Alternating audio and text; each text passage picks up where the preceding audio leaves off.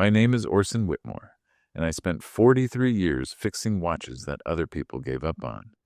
The kind of work where you needed steady hands, patience, and an eye for details most folks missed. I turned 70 last April, and by then, I thought I'd seen everything. Turned out, I was wrong. The whole mess started on a Thursday evening in September. My son-in-law, Dashiell, was turning 36, and my daughter Vivian had organized this birthday party at their place across town. Nothing fancy, just 20 people crammed into their living room with catered appetizers and a chocolate cake that probably cost more than my weekly grocery bill. I showed up at 7 with a gift I'd been planning for months, wrapped in burgundy paper with a silver ribbon my late wife Celeste had saved from our anniversary years back. Dashiell greeted me at the door wearing a shirt that still had the department store creases in it. He smiled that smile he always gave me, the one that never quite reached his eyes, and shook my hand like we were closing a business deal instead of celebrating family. The house smelled like expensive candles and whatever cologne he bathed himself in, something sharp that made my nose itch. I could see their new television mounted on the wall, probably 60 inches. Definitely not paid off yet, based on how Vivian had mentioned their credit card situation last month. The party moved along like these things do. People laughed at jokes that weren't funny, complimented food they didn't really taste, and handed over gifts wrapped in bags with too much tissue paper. I watched Dashiell open box after box, a leather wallet with his initials stamped in gold, wireless headphones in sleek packaging, a gift certificate to some steakhouse downtown where a meal cost what I used to make in a day. He smiled wider with each present, holding them up for photos, making sure everyone saw his appreciation. Then came my turn. I handed him the small rectangular box, and the room got that polite kind of quiet, where people pretend they're not judging. Dashiell pulled off the ribbon and tore through the paper. His fingers fumbled with the old wooden case, the hinges creaking as he lifted the lid. Inside sat the watch, resting on faded velvet. The crystal had scratches across its face. The leather strap showed cracks from age. The steel case had lost most of its shine decades ago. It looked exactly like what it was, something old and used and forgotten by modern standards. Dashiell stared at it for 3 seconds too long. His smile tightened at the corners. He lifted the watch by its strap, letting it dangle in the light like he'd found something questionable at a yard sale. A few people leaned forward, squinting at it. Someone cleared their throat. Dashiell's colleague from his tech company, some kid in his 20s with a man bun, whispered something to the woman next to him. They both snickered. That's when I heard it. Dashiell turned his head slightly, toward Vivian, who stood beside him with her phone ready to take pictures. His voice dropped low, but my ears had spent 4 decades listening for the tick of tiny gears in silent workshops. I heard every word. What a cheap gift. Couldn't even spring for something new. Vivian didn't say anything. She just touched his arm gently, the way you'd calm a dog that spotted a squirrel. Dashiell placed the watch back in its box and set it on the side table next to a potted plant that probably cost more than my electric bill. He picked up the leather wallet instead, holding it up for another photo, and everyone started talking again like nothing happened. I stood there with my hands in my pockets, feeling the weight of 70 years pressing down on my shoulders. My chest felt tight, not from my heart, just from something heavier than muscle and bone. I'd driven 40 minutes across Millbrook to get here.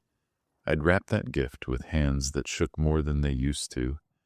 I'd written a card that took me 3 tries, because the first 2 sounded too sentimental, and I didn't want to embarrass anyone. The party continued around me. People ate mini quiches and laughed at stories about office pranks. Dashiell talked loud about some promotion he was expecting, how he'd finally be making 6 figures, how they were thinking about upgrading to a bigger house in a better neighborhood. He touched his new watch, the expensive one Vivian had bought him, checking the time like a man with important places to be. My gift sat forgotten on that side table, gathering dust next to decorative books nobody read. Around 9 o'clock, I told Vivian I needed to head home. She walked me to the door, guilt written across her face in ways she probably didn't realize. She'd inherited that from her mother, the inability to hide feelings even when she tried. She hugged me and said thank you for coming, and I told her the cake was delicious, even though I'd only taken one bite. In the background, I could hear Dashiell laughing with his friends, probably already forgetting I'd been there at all. The drive home took longer than usual. I hit every red light in town, sat behind every slow driver, waited at every railroad crossing while a freight train crawled past like it had all the time in the world. My truck rattled over potholes I'd been meaning to remember and report to the city. The radio played songs I didn't recognize. When I finally pulled into my driveway, the porch light was burned out again, and I made a mental note to replace it tomorrow, knowing I'd probably forget. Inside, the house felt emptier than normal. I hung my coat on the rack Celeste had picked out at an estate sale 30 years ago. I poured myself 2 fingers of whiskey I'd been saving for a special occasion that never seemed to come. I sat in my chair, the one with the broken spring I kept meaning to fix, and I pulled out my phone. My hands weren't shaking anymore. They were steady as stone when I opened my contacts and scrolled down to a name I hadn't called in 6 months. Lou Brennan answered on the 3rd ring. Lou was an old friend from my watchmaking days, back when we both worked at Grayson & Sons before they closed down in '98. He ran an antique appraisal business now, the kind where people brought in their grandmother's jewelry and found out it was worth either a fortune or $15. His voice came through crackling and tired. "Orson, that you? Been a while." "Need your eyes on something," I said. "Professional opinion." "What kind of something?" I told him about the watch, the birthday party, the whisper I wasn't supposed to hear. Lou went quiet for a moment, and I could hear papers shuffling on his end. "The Minerva?" he asked. "You actually gave him the Minerva?" Seemed right at the time. Lou let out a low whistle. "And he doesn't know what he's got. Doesn't know, doesn't care. Probably already forgot about it. You want me to tell you what to do, or you already got a plan brewing?" I took a sip of whiskey, felt it burn down my throat. Just needed to hear someone else say it wasn't crazy. "Nothing crazy about teaching a man the value of things," Lou said. "Call me if you need documentation. I still got the files." After we hung up, I sat there staring at the wall where Celeste's photo hung in a brass frame I'd polished so many times. The edges had worn smooth. She'd been gone 4 years now, cancer that took her quick, despite what the doctors promised about treatment options and survival rates. In the photo, she was holding that same watch, the one I'd just given to Dashiell, her father's watch that had survived a war and 3 generations and more stories than I could count in one sitting. Her father, Willem, had carried that watch through France in 1944, not as a soldier, but as a field medic with the resistance, moving through occupied villages and patching up whoever needed patching, regardless of which uniform they wore. The watch had been given to him by a Swiss doctor who'd saved his life after a bombing near Lyon. A Minerva, military issue, the kind they made for pilots and tactical units. Stainless steel case, manual wind movement, caliber 1320. Only about 800 of that specific model ever left the factory because the workshop got destroyed in an air raid before they could finish the production run. Willem had given it to Celeste on her 21st birthday. She'd worn it for 30 years, even though it was too big for her wrist, and she had to punch extra holes in the strap. When she got sick, really sick, the kind where we both knew what was coming, even if we pretended otherwise, she'd taken it off and handed it to me. "This needs to go to someone who'll understand what it means," she'd said. Her voice was paper thin by then, "not just someone who'll wear it." I'd kept it in my safe for 4 years, waiting for the right moment, the right person. When Dashiell married Vivian 3 years back, I'd thought maybe he was that person. Young guy, ambitious, treating my daughter well enough. I'd watched him at the wedding, seen how he smiled at her, how he held her hand during the vows. Thought maybe I'd misjudged him based on first impressions. Turned out first impressions were usually right. 2 weeks passed before I heard from them again. Not a phone call, not a visit, just a text message from Vivian on a Tuesday morning while I was having coffee and reading the paper. It said Dashiell wanted to know if I had the receipt for the watch because he was thinking about getting it cleaned and appraised. My coffee went cold while I stared at that message, reading it 5 times to make sure I understood what she was really asking. He wanted to know how much I'd paid for it.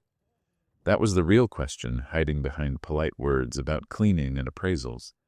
He wanted to confirm his suspicion that I'd bought him something worthless, something I'd probably found at a flea market or pulled from a box of junk in my garage. I typed back a simple reply. No receipt. It was a family piece. 3 dots appeared like she was typing more, then disappeared. She never responded. That Saturday, Vivian stopped by alone. She brought pastries from the bakery downtown, the expensive kind with chocolate drizzle and too much frosting. We sat at my kitchen table, the same one where I'd taught her to play chess when she was 9, where Celeste had helped her with college applications, where we'd signed the papers to refinance the house after the medical bills piled up.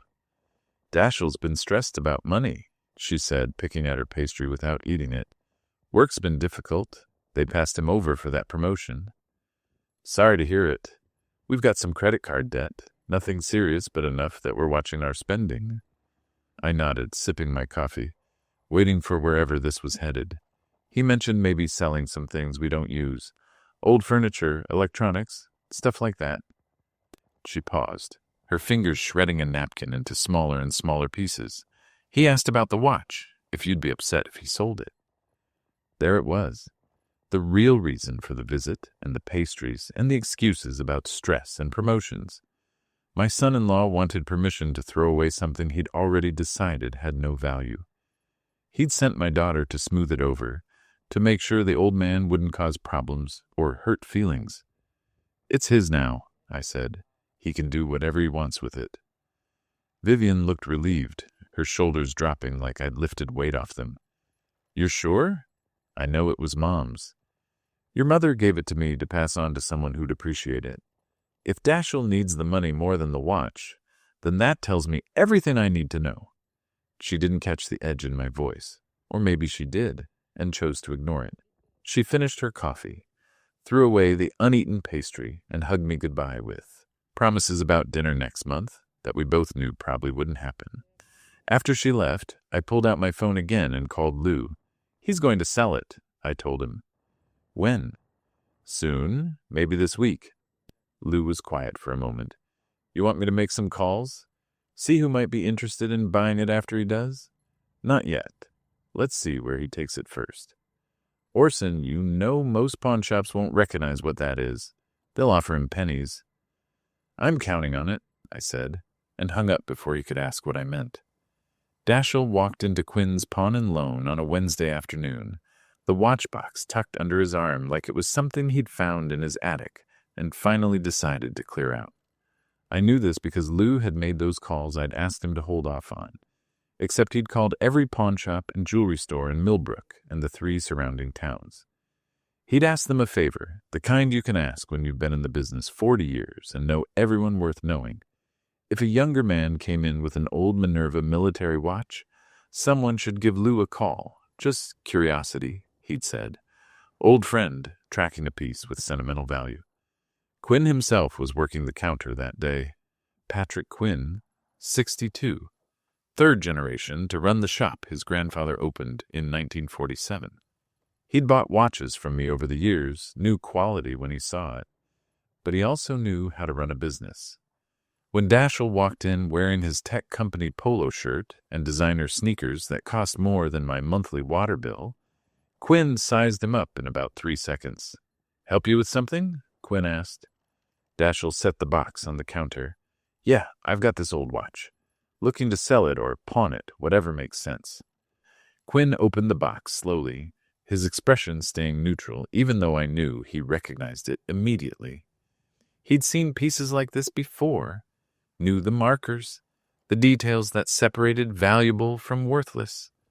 But he looked at Dashiell's face, saw the impatience there, the way his fingers drummed on the counter, the way his eyes kept checking his phone like he had somewhere more important to be.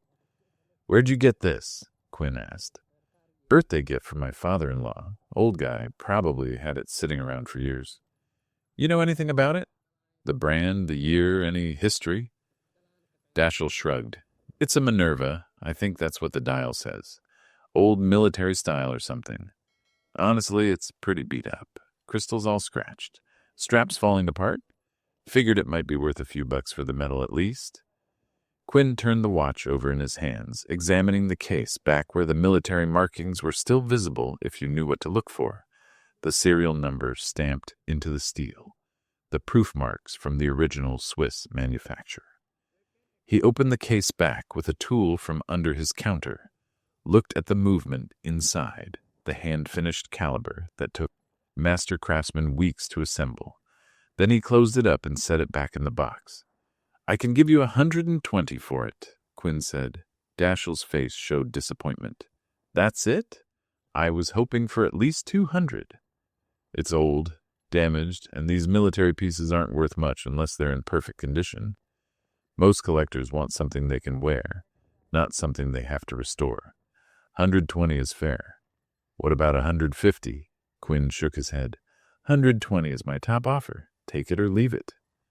I could picture Dashiell standing there doing math in his head, probably thinking about the credit card bills sitting on his kitchen counter, the one Vivian kept mentioning during dinner.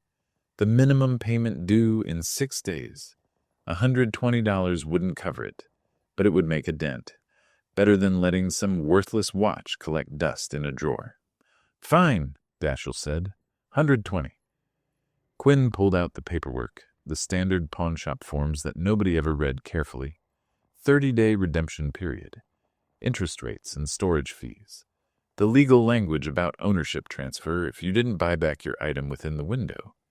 Dashiell signed everything without reading, just scribbling his name on 5 different lines, while Quinn counted out 6 $20 bills. "You've got 30 days to buy it back if you change your mind," Quinn said, sliding the cash across the counter. "After that, it's mine to sell." "Won't be changing my mind," Dashiell said, pocketing the money. "Appreciate it."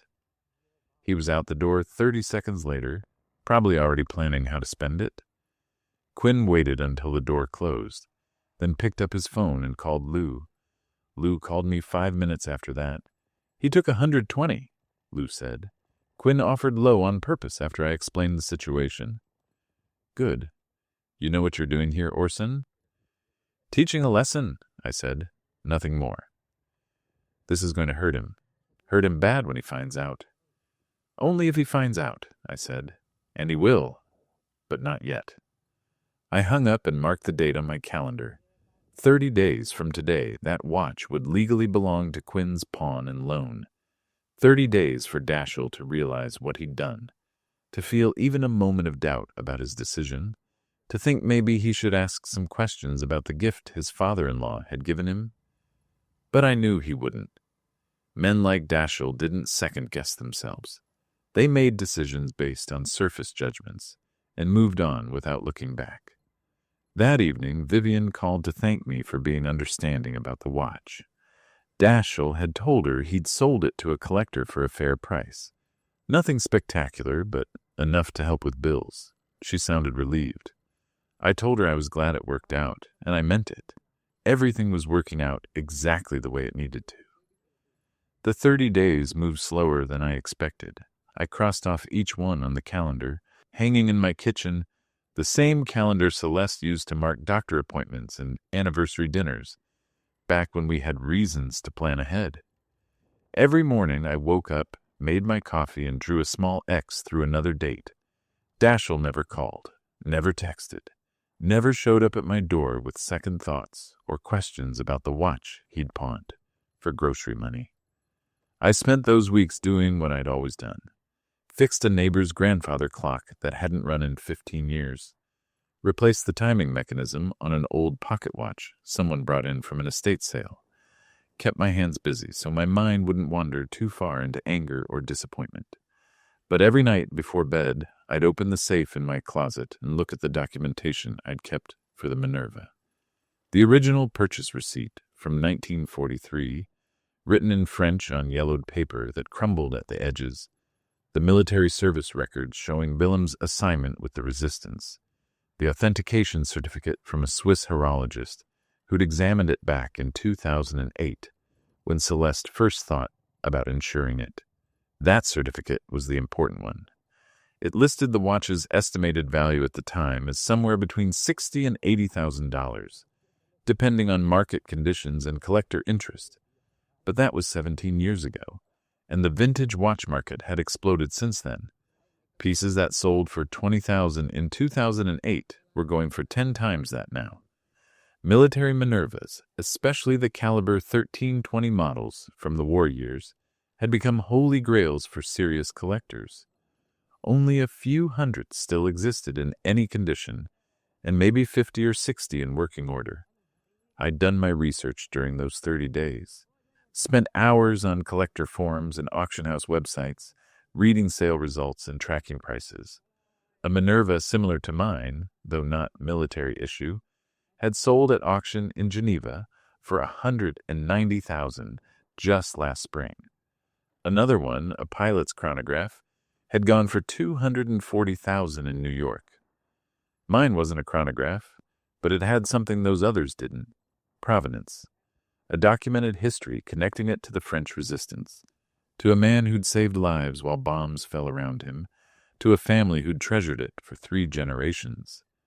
Lou helped me reach out to auction houses. We started with the big names, the ones everyone knew: Christie's, Sotheby's, Heritage Auctions. I sent photographs and documentation to their watch specialists, explained the history, asked for preliminary estimates.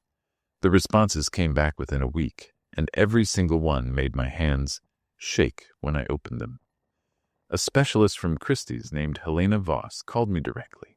Her voice had that precise, educated quality of someone who spent their days around million-dollar objects and spoke about them like groceries. "Mr. Whitmore, I've reviewed your documentation. This piece is extraordinary. The military markings alone are noteworthy, but the Resistance connection, the family history, the condition of the movement despite the external wear, this is exactly what collectors are hunting for right now." "What kind of estimate are we talking about?" I asked. "Conservative estimate, I'd say $200,000 at hammer. Could go higher depending on who's in the room. We had a similar piece last year that went for $260 because 2 bidders got into a war over it. Pre-sale estimate was $180. I did the math in my head. $200,000. Daschle had pawned it for $120. "When could you schedule an auction?" I asked. "We have an important watches sale in December. That's our biggest event of the year.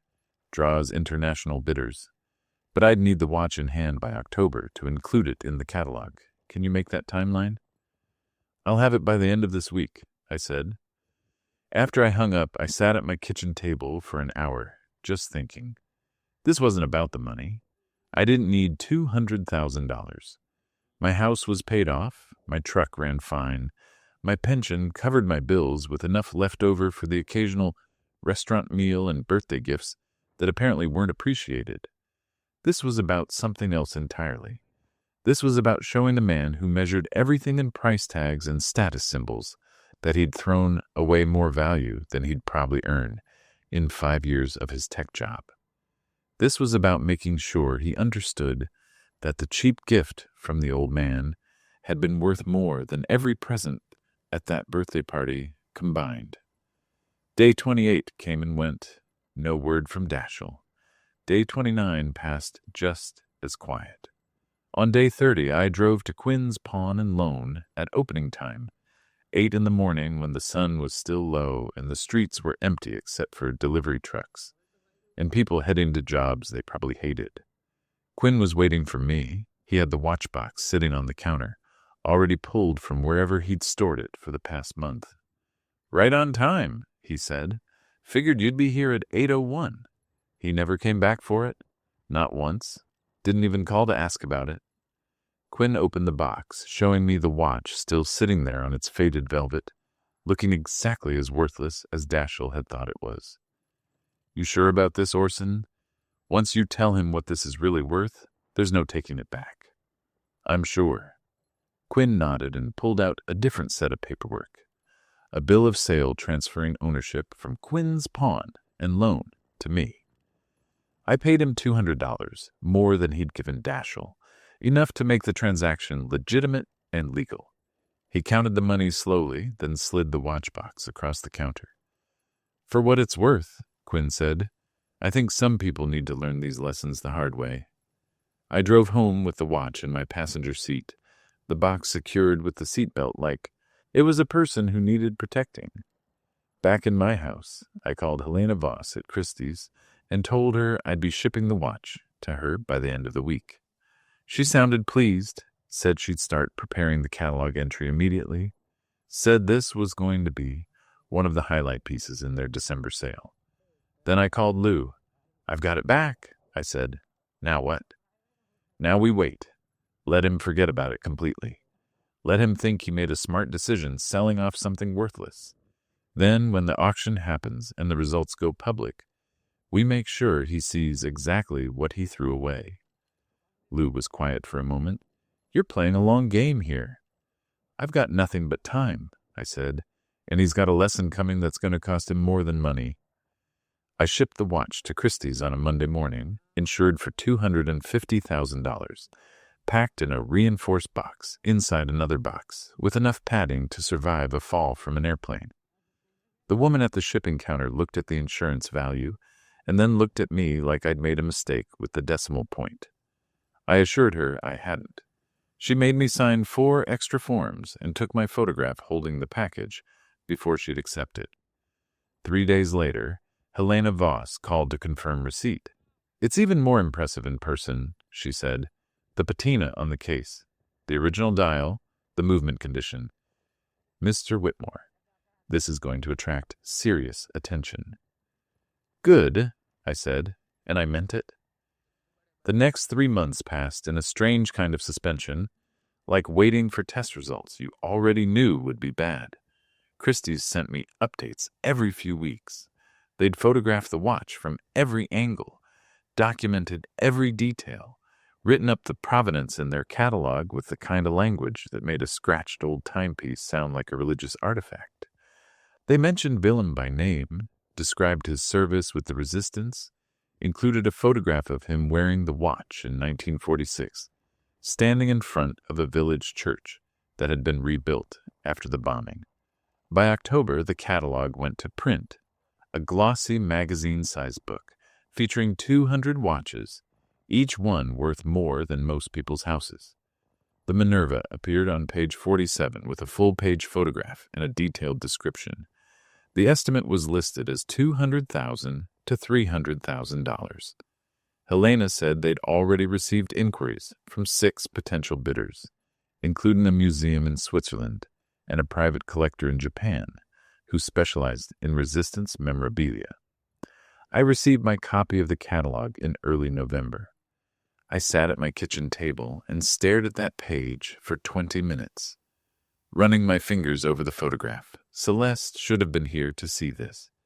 She should have been able to tell her father's story to the people who'd be bidding, to explain what that watch meant beyond its mechanics and rarity.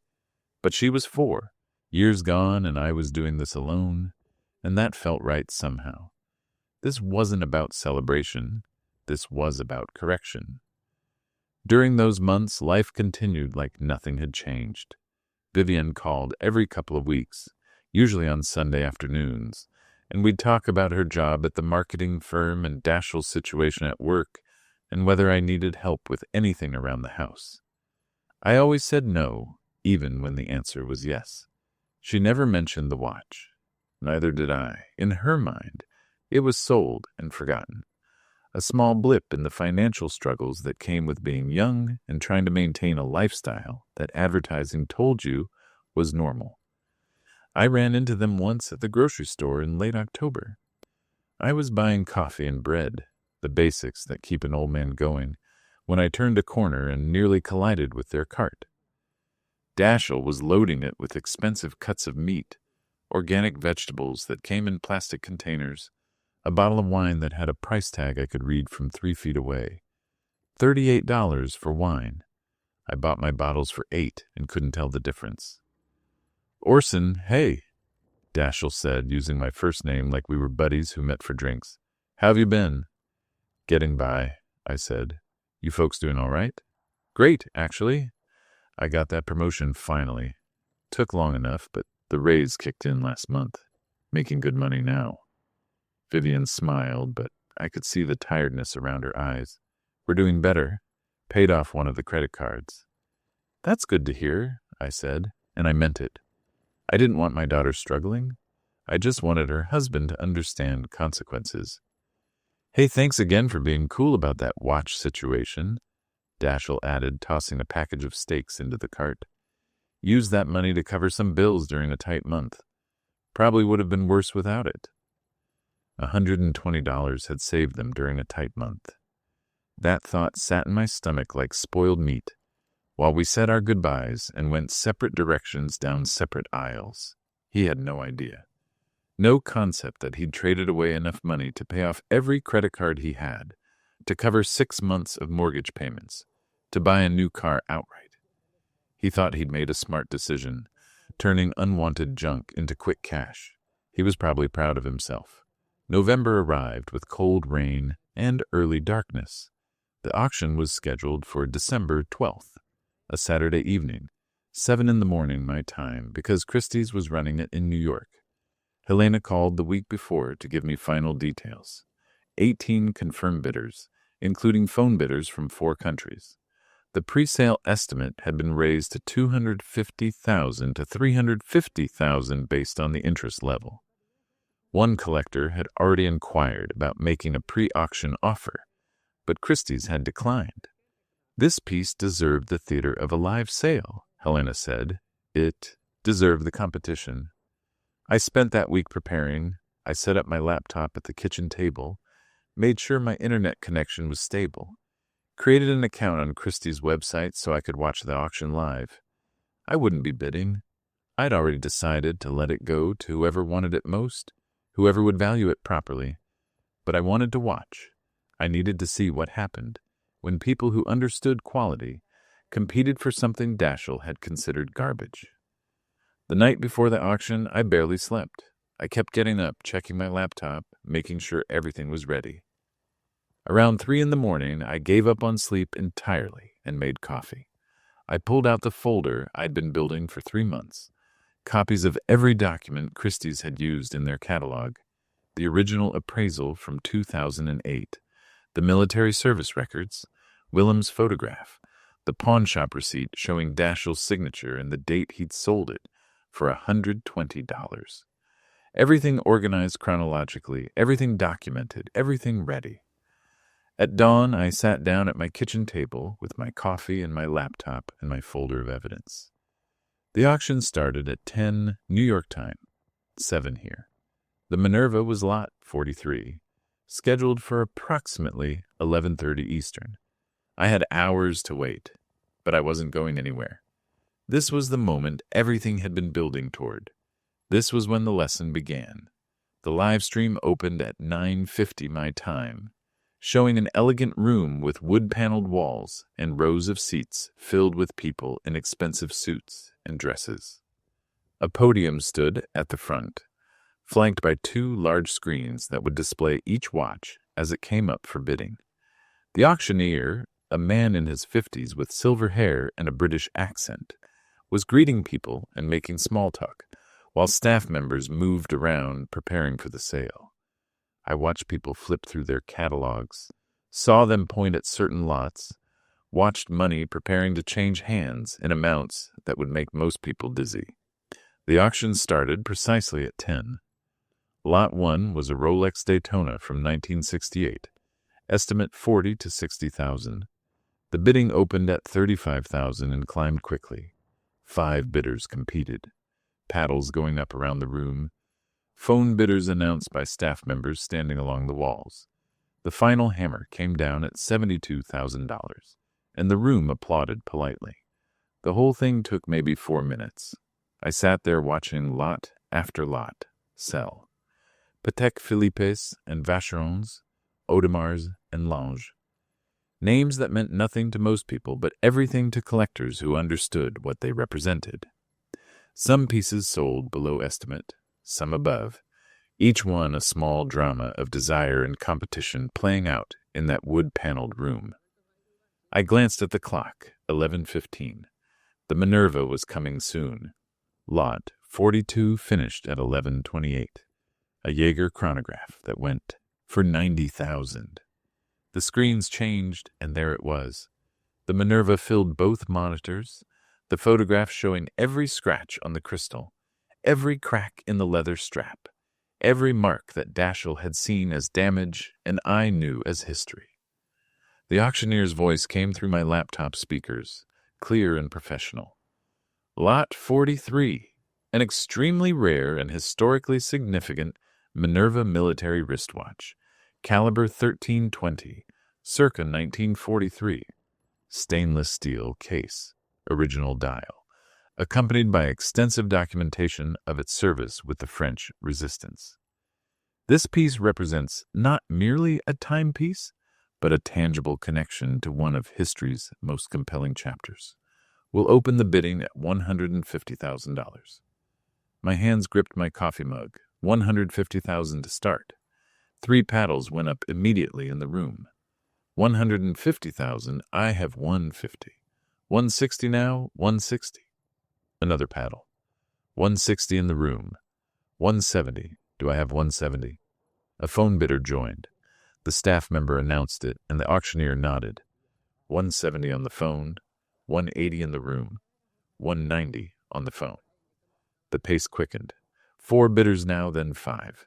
The price climbed in $10,000 increments, each jump representing more money than Dashiell made in months. $200,000 passed. $210, $220. 2 bidders dropped out, but 3 remained, including the phone bidder and a man in the front row who kept raising his paddle with calm determination. $240,000, $250 on the phone, $260 in the room. My heart was pounding. $260,000. The estimate was already exceeded, and they were still going. The man in the front row raised his paddle again. $270 in the room, $280 on the phone. Helena had been right about the competition.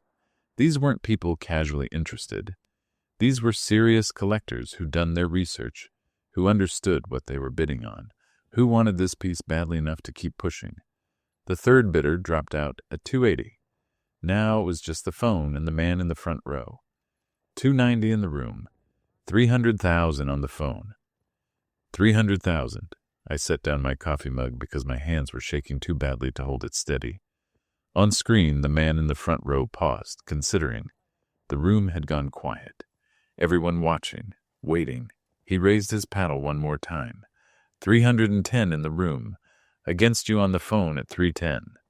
A pause. The staff member with the phone pressed it to her ear. Listening, she shook her head at the auctioneer. The bid is in the room at $310,000. Fair warning. Last chance. The auctioneer scanned the room one final time, his gavel raised. Selling at $310,000.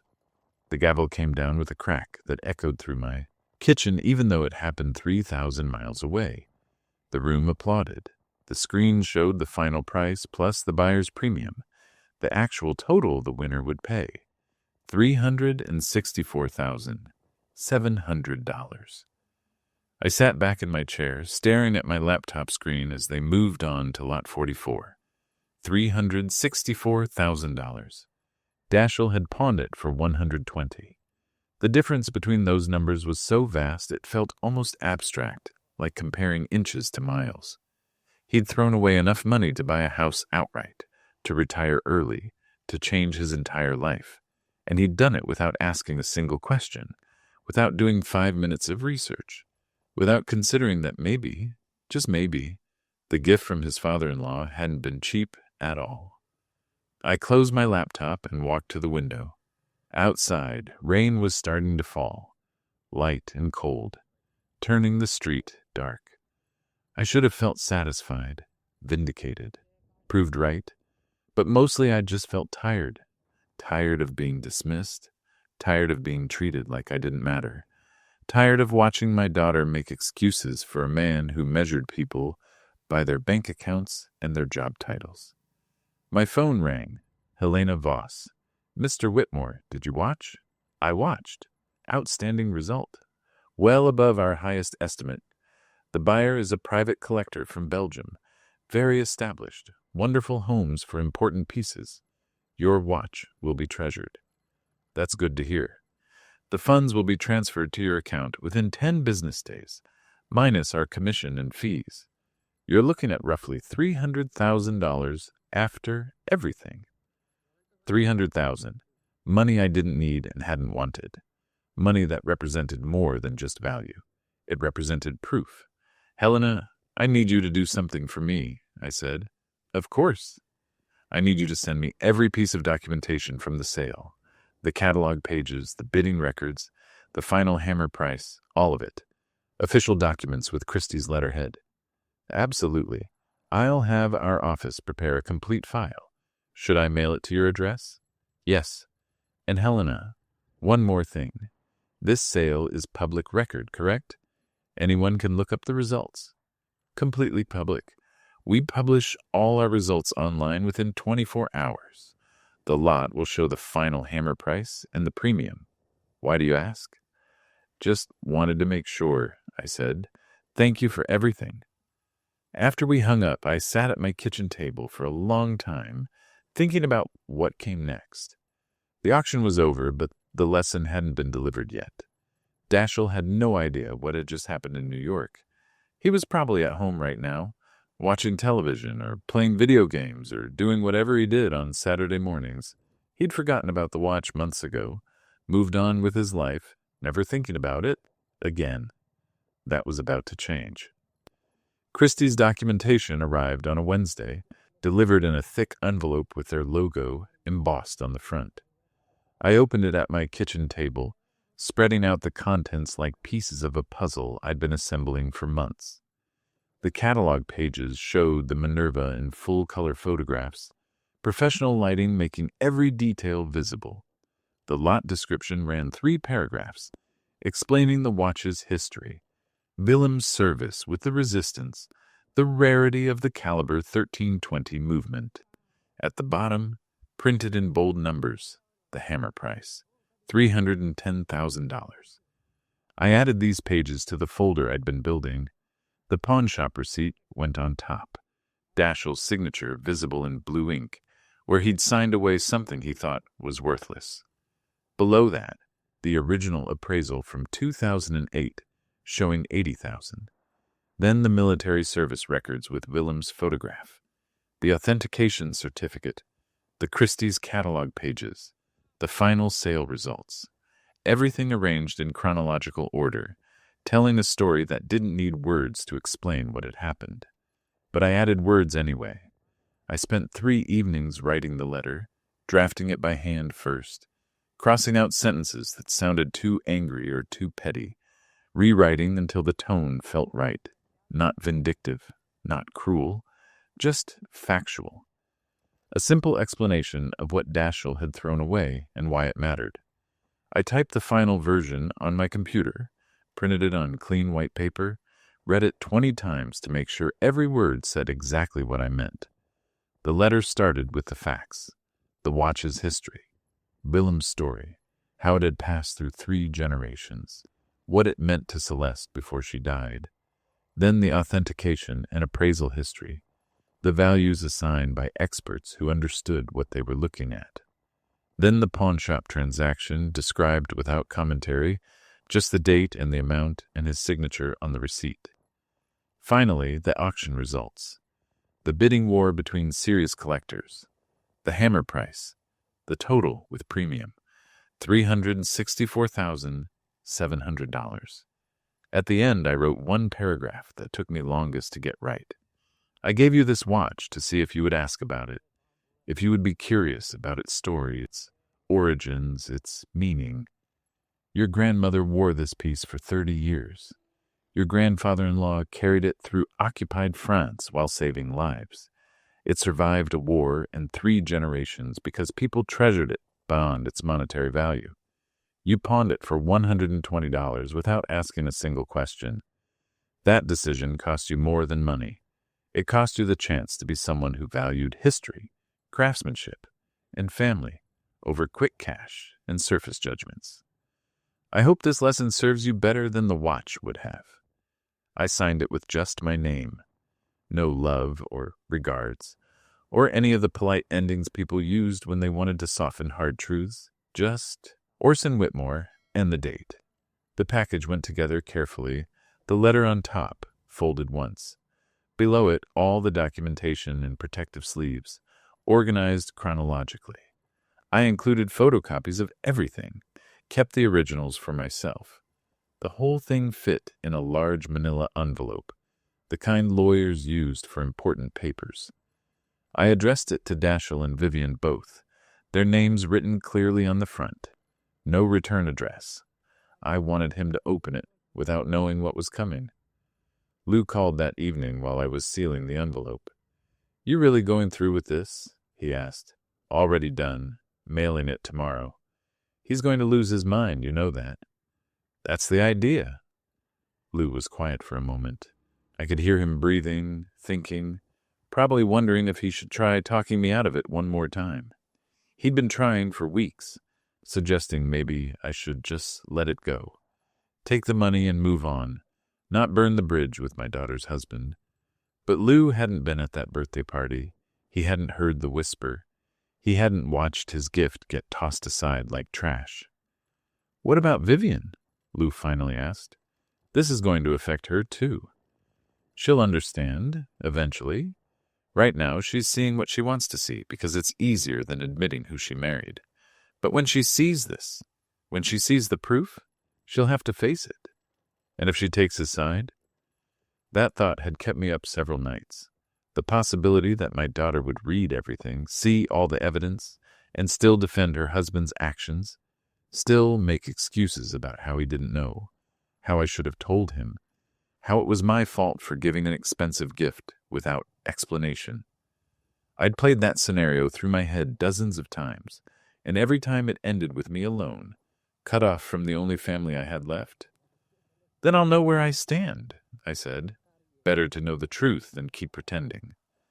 After hanging up with Lou, I placed the envelope on my kitchen counter, where I'd see it first thing in the morning. My reminder to follow through, to not lose nerve overnight. I made myself dinner, watched some television without paying attention to what was on screen, went to bed early and lay there staring at the ceiling. Sleep didn't come easy. My mind kept running through what would happen after he opened that envelope. The shock, the denial, the anger, the calculations of how much money he'd lost, the realization that his father-in-law had documented everything, had proof of every dismissive comment and careless decision. Around 3 a.m, I got up and went to look at the envelope again, made sure it was sealed properly, that the address was clear, that I hadn't forgotten anything. It sat there on the counter looking innocent, just paper and documentation, but I knew it carried more weight than its physical form suggested. This was the moment where everything changed. Once I mailed this, there was no taking it back, no softening the blow, no pretending things could stay the way they were. Morning came gray and cold. I dressed in my usual clothes, made my usual coffee, ate my usual breakfast of toast and jam. Normal routines for a day that would be anything but normal. At 9 o'clock, I picked up the envelope and drove to the post office downtown. The same post office where I'd mailed birthday cards to Vivian when she was in college, where Celeste and I had sent out our Christmas cards every year, where I'd shipped the watch to Christie's 4 months ago. The clerk weighed the envelope and calculated postage. 3-day delivery with tracking and signature confirmation. I wanted to know exactly when it arrived, exactly when Dashiell signed for it, exactly when my message reached its destination. I paid in cash, took the tracking number receipt, and watched the clerk toss my envelope into a bin with hundreds of others, heading to sorting facilities and delivery trucks and mailboxes across the city. It was done. The lesson was in motion. All I could do now was wait for the explosion. The tracking number became something I checked obsessively over the next 3 days. Thursday evening, it showed the package had left Millbrook. Friday morning, it was at a sorting facility 2 hours away. Friday evening, out for delivery in Dashiell and Vivian's neighborhood. Saturday at 1:14 in the afternoon, the status changed to delivered. Signature required. Signed by D. Fletcher. D. Fletcher. Dashiell had signed for his own destruction at 1:14 on a Saturday afternoon. I sat at my kitchen table staring at that tracking update for 10 minutes straight. He had it now. The envelope was in his hands, maybe already opened, maybe sitting on their kitchen counter while he made lunch or watched television or did whatever he did on Saturday afternoons. I imagined him slicing through the tape, pulling out the papers, seeing the letter on top, starting to read with casual curiosity that would turn to confusion, then shock, then something beyond shock that didn't have a simple name. My phone stayed silent. 1 hour passed, then 2. I made myself lunch but couldn't eat it. Made coffee but let it go cold. Checked my phone every few minutes even though I knew it wouldn't ring yet. He'd need time to process what he was reading, time to verify the information, time to move through denial and into acceptance. These things didn't happen instantly. At 4:30, my phone finally rang. Not Dashiell, Vivian. I let it ring 3 times before answering. Hello? Dad? Her voice sounded strange, tight and hollow, like she'd been crying or was trying very hard not to. Dad, what is this? What did you send us? You read it? Dashiell opened it an hour ago. He's been locked in the bathroom since then. I had to read everything through the door because he won't come out. Dad, is this real? Did that watch really sell for $300,000? $310 at Hammer. $364 with the buyer's premium. She made a sound halfway between a gasp and a sob. And he pawned it for $120. Yes. Why didn't you tell him? Why didn't you explain what it was when you gave it to him? I'd been expecting this question, had prepared my answer for weeks. Because I wanted to see if he'd ask, if he'd be curious enough to wonder about a gift from his father-in-law, if he'd care enough about family history to do 5 minutes of research. He wasn't. He judged it by how it looked and decided it was worthless. But Dad, you could have prevented this. You could have told him at the party, could have explained. I could have. But then I never would have known who he really was. Men like Dashiell are good at pretending when they know something has value. I needed to see how he treated something he thought was worthless. That's when you learn someone's character. Vivian went quiet. I could hear her breathing, could picture her standing in her kitchen or living room, holding papers that proved her husband had thrown away more money than most people saw in a lifetime. The silence stretched until I almost spoke, but then she did. He's saying you set him up, that you planned this from the beginning, that you gave him the watch, knowing he wouldn't understand what it was. I gave him a gift. What he did with it was his choice. Nobody forced him to pawn it without asking questions. The things you wrote in that letter, about him whispering at the party, about all those comments over the years, were you keeping track? Were you writing down everything he said? I remember what people say to me, Vivian, especially when they think I'm too old or too stupid to notice. Another long pause. He's destroyed, completely destroyed. I've never seen him like this. Good. Maybe being destroyed will teach him something. Dad, he's my husband. And I'm your father. I raised you by myself after your mother died. Worked 2 jobs to pay for your college. Gave you everything I had. And for 3 years, I've watched him treat me like I was some kind of charity case who should be grateful for scraps of attention. This isn't about the money, Vivian. This is about respect. I heard a door open in the background, then Dashiell's voice, too distant to make out the words but loud and frantic. Vivian said something to him, her hand probably over the phone. Then she came back on. He wants to talk to you. Put him on. The phone changed hands. Heavy breathing filled the line, uneven and desperate. When Dashiell finally spoke, his voice sounded nothing like the confident tech salesman who'd dismissed my gift 6 months ago. "Orson, please, we need to talk about this. There has to be something we can do." "Nothing to do. The watch is sold. Money's already in my account." "But I didn't know." "You have to understand. I had no idea what it was worth. If you'd told me, if you'd explained, you—" "Didn't ask," I said, my voice level and calm. "That's the point you keep missing. You looked at something with history and meaning and you saw trash. That tells me everything I need to know about what you value." I made a mistake. A terrible mistake. But $300,000, that's more money than I'll make in 5 years. That could have changed our lives. It would have been yours if you'd valued it. But you didn't. You valued $120 more. His breathing got harder, more ragged. "What do you want from me? You want me to apologize? Fine, I'm sorry. I'm sorry I didn't appreciate the gift. I'm sorry I pawned it. I'm sorry for every stupid thing I've ever said about you. Is that what you want to hear? I want you to understand consequences. You spent 3 years treating me like I was beneath you, like I had nothing to offer because I wasn't educated enough or successful enough by your standards. You whispered about my cheap gift at your birthday party. You measured everything by its price tag. Well, congratulations. You finally got to see exactly what your cheap gift was worth." Dashiell hung up without another word. I set my phone down and sat in the silence of my kitchen, feeling nothing close to victory. Just a hollow kind of finality, like closing a book you'd been reading for years and realizing the ending wasn't happy for anyone. My phone rang again 5 minutes later. Vivian, but I didn't answer. Then again 10 minutes after that. I turned the phone off entirely and walked to my back porch, where the evening air was cold enough to sting. The next morning, Sunday, someone knocked on my door at 8.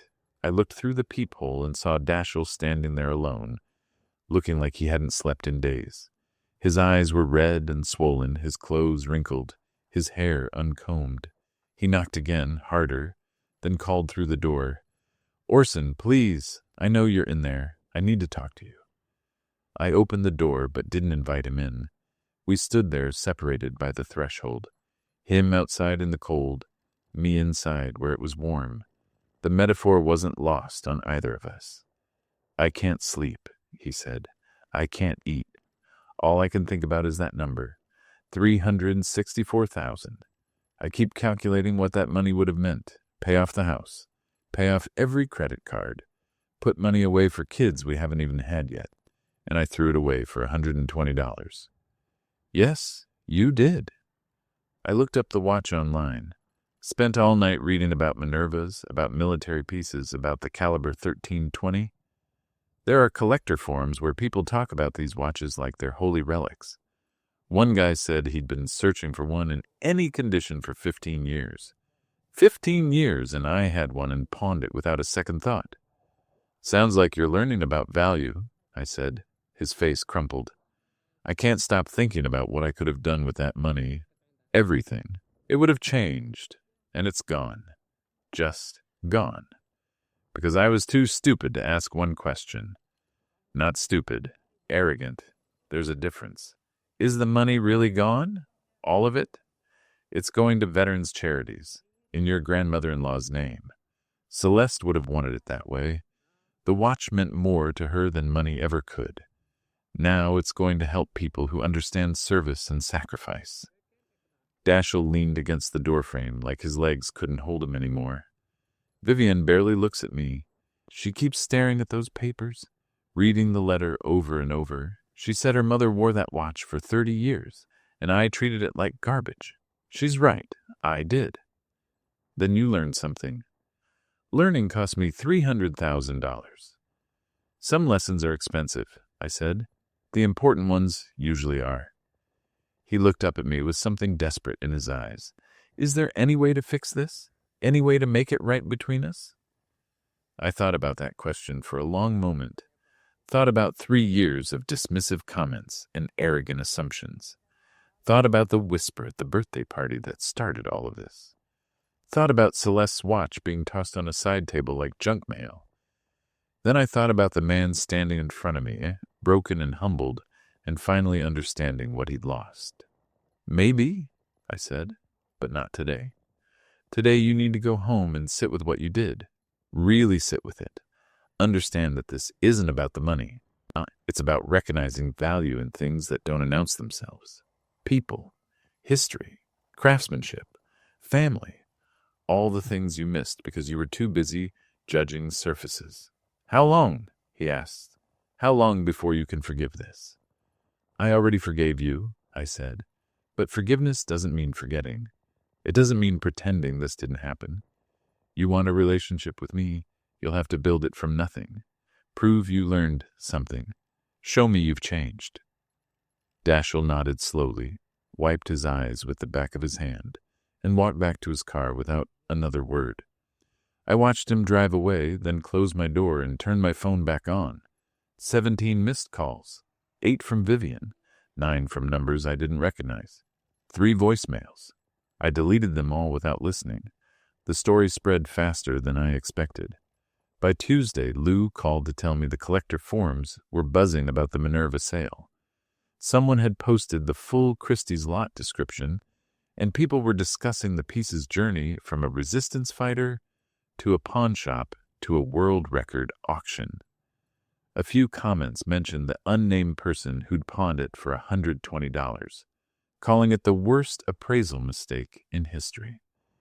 Dashiell's name wasn't mentioned, but anyone who knew him would recognize the story. On Wednesday, Vivian showed up at my door, alone this time. I made coffee and we sat at the kitchen table, the same table where I'd assembled all the documentation, where I'd written the letter that destroyed her husband's peace of mind. I need to know something, she said, wrapping her hands around the coffee mug like she needed its warmth. Did you do this to hurt him or to teach him? Both, I said honestly. Some lessons hurt. That's what makes them stick. He's a mess. Can't focus at work. Keeps researching vintage watches like he's trying to become an expert overnight. Wakes up in the middle of the night calculating how much money we lost. He didn't lose anything. He never had it. You can't lose something you threw away. She looked at me with Celeste's eyes, the same eyes that had seen through my excuses when I was young and stupid and thought I knew everything. You could have prevented all of this. I could have. But then he would have learned nothing except how to fake appreciation when he knew something had value. This way, he learned what happens when you judge things by their surface, when you disrespect people because they don't fit your idea of success. Vivian was quiet for a long time, staring into her coffee. I heard what he said at the party. The whisper. I pretended I didn't, but I did. I've been pretending about a lot of things. I know. Mom would have been furious if she knew he pawned her watch. Your mother understood people better than anyone I've ever known. She would have seen through Dashiell the first time they met. I think part of me knew that. Knew she would have warned you. But she wasn't here to do it. So I had to show you instead. 6 months passed before I heard from them again. Spring arrived in Millbrook, turning everything green and alive, and with it came a letter. Not an envelope full of documentation this time, just a single handwritten note from Dashiell. The handwriting was shaky, unpracticed, like someone who'd forgotten how to write by hand and had to relearn. The letter was short. It said he'd been going to therapy, working on understanding why he measured people by money and status, trying to become someone who looked deeper than surfaces. He'd been volunteering at a veterans center, spending his weekends helping elderly former soldiers with yard work and home repairs. He'd started reading about World War II, about the resistance, about the kind of people who risked everything for something bigger than themselves. He wasn't asking for forgiveness. He just wanted me to know he was trying to learn the lesson I'd taught him, even if it cost him more than he could afford. I didn't respond to the letter, not yet, but I kept it in the drawer with all the other documentation, another piece of the story. By August, Vivian called and asked if I wanted to come to dinner. Just the 3 of us. Nothing fancy, just a meal and conversation. I said yes. When I arrived at their house that Thursday evening, I noticed things had changed. The expensive furniture was gone, replaced with simpler pieces that looked comfortable, rather than impressive. The giant television had been swapped for something reasonable. Dashiell answered the door wearing jeans and a regular shirt, no designer labels visible anywhere. Dinner was pot roast and vegetables, the kind of meals Celeste used to make on Sunday evenings. We ate and talked about small things at first: the weather, work, a book Vivian was reading. Then, halfway through the meal, Dashiell set down his fork and looked at me directly. "I understand why you did it," he said. "Took me 6 months, cost me thousands in therapy bills, but I finally understand. You weren't trying to destroy me. You were trying to show me who I'd become." "And who was that?" I asked. "Someone who measured everything wrong. Someone who thought price tags and job titles meant more than people and history. Someone who needed to lose something irreplaceable to understand what irreplaceable actually means." I nodded slowly. "That's a start. I'll never stop regretting what I did. Every time I think about that watch, about your wife wearing it, about her father carrying it through the war, and how I treated it like trash, it makes me sick." "Good," I said. "Regret means you learned something." We finished dinner, had coffee, talked like people who were trying to find their way back to something that had been broken. Before I left, Dashiell stopped me at the door. "I can't undo what I did. Can't get that watch back. Can't recover that money. But I'm going to spend the rest of my life trying to become someone who would have asked about it. Someone who would have treasured it. That's all I wanted," I said, "for you to understand the cost of not asking questions." I drove home that night feeling something lighter than I'd felt in a year. Not forgiveness exactly, not yet, but the possibility of it. The understanding that sometimes people needed to be broken before they could be rebuilt into something better. Dashiell had a long way to go, years of proving he'd changed, but at least he was walking in the right direction. The money from the auction sat in my account, most of it already donated to 3 different veterans organizations in Celeste's name. They'd sent thank you letters, told me about the programs the money would fund, the lives it would help: medical care for aging soldiers, support for families, educational programs about the war years. The watch was serving a purpose again, just in a different form.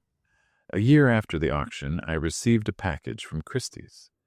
Inside was a catalog from their latest sale, and a note from Helena Voss. The collector who'd bought the Minerva had loaned it to a museum in Brussels for an exhibition on resistance fighters. The watch was displayed alongside Willem's photograph and the story of his service, seen by thousands of people who would learn about courage and sacrifice and the value of preserving history. She'd enclosed photographs of the display, the watch sitting behind glass with proper lighting, and documentation finally getting the respect it deserved. I placed the photographs on my mantle next to Celeste's picture. Sometimes objects taught better lessons than words ever could. Sometimes the most valuable gifts were the ones that looked worthless on the surface. And sometimes the only way to teach someone about value was to let them throw it away and live with the consequences. Dashiell learned his lesson, cost him $300,000 and a year of sleepless nights, but he learned it. Whether that made me cruel or kind, I still couldn't say for certain, but I knew one thing without doubt. The next time someone gave him a gift that looked worn and old and worthless, he'd ask about its story before making any judgments. And maybe, just maybe, that lesson was worth every penny he'd lost. If you appreciated this story, please hit the like button below. Subscribe to the channel so you never miss another story about justice, consequences, and life lessons that cost more than money. Share your thoughts in the comments. Have you ever misjudged something's value? What would you have done in Orson's position? Let us know where you're watching from. For another powerful story about family and respect, click the video on your screen. Thanks for watching, and remember, the most expensive lessons are usually the ones worth learning.